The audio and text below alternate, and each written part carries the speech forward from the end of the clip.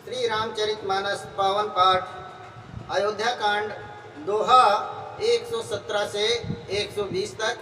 वर्णन वन गमन के दौरान नगरवासियों वनवासियों का प्रभु के प्रति प्रेम। जय श्री राम।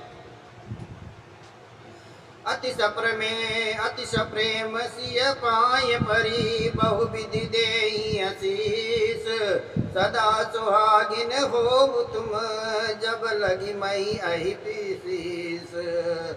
अतिश प्रेम सिय पाय परी बहु विधि देहि आशीष सदा सुहागिन हो तुम जब लगी मही अहि शीस। वे अत्यंत प्रेम से सीता जी के पैरों को पकड़कर बहुत प्रकार से आशीर्वाद देती हैं, शुभ कामना करती हैं कि जब तक शेष जी पृथ्वी को सिर पर धारण करके रखते हैं तब तक आप सदा सुहागिन रहें। पार्वती समपति प्रिय हो देवी न हम पर चाणब छो पुनि पुनि विनय करिय कर जोरी जो यही मार्ग प्रिय बहोरी।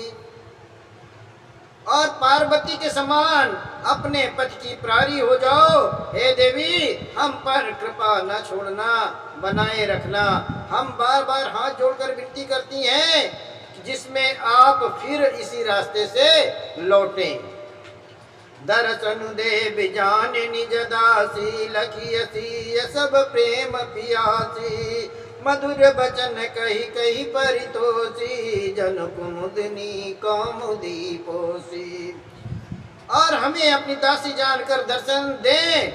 सीता जी ने उन सबको प्रेम की प्यासी देखा और मधुर वचन कह कर उनका भली भांत संतोष दिया, मानो चांदनी ने कौमुदनी को खिलाकर पुष्ट कर दिया हो।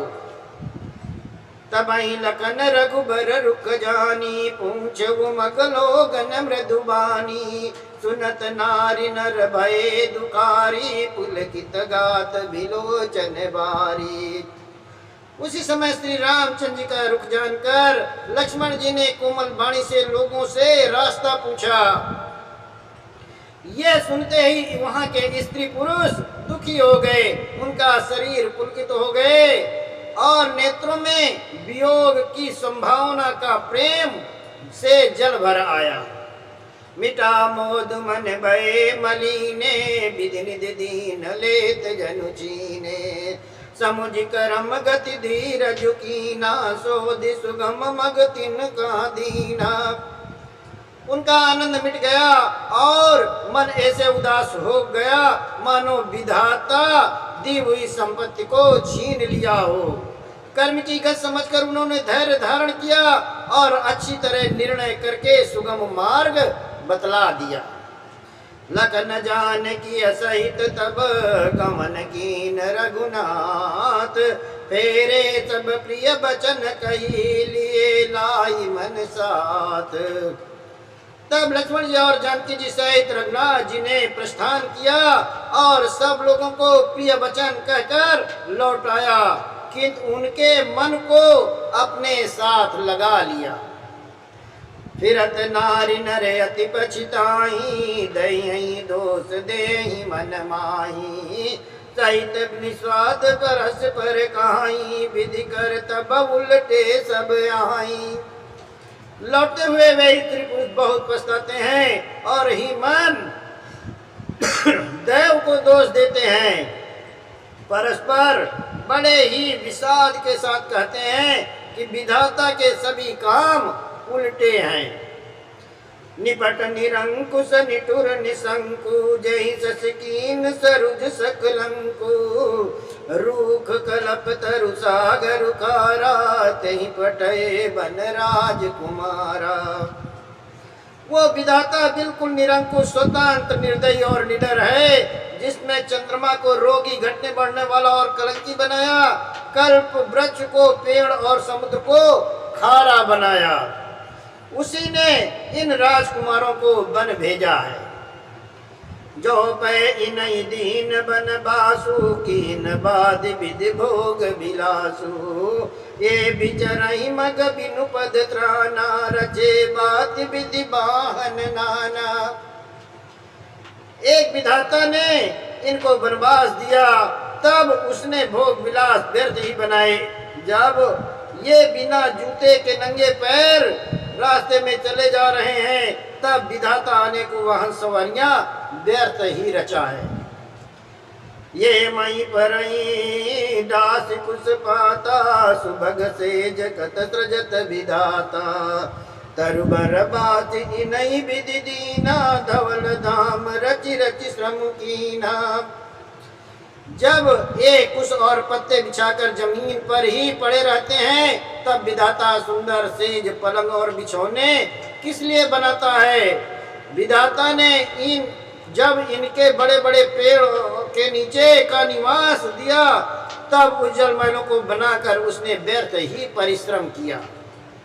जो ये मुनिपट धरि जटिल सुंदर सुटि सुकुमार, विविध भांति भूषण बसन बादि किए करतार।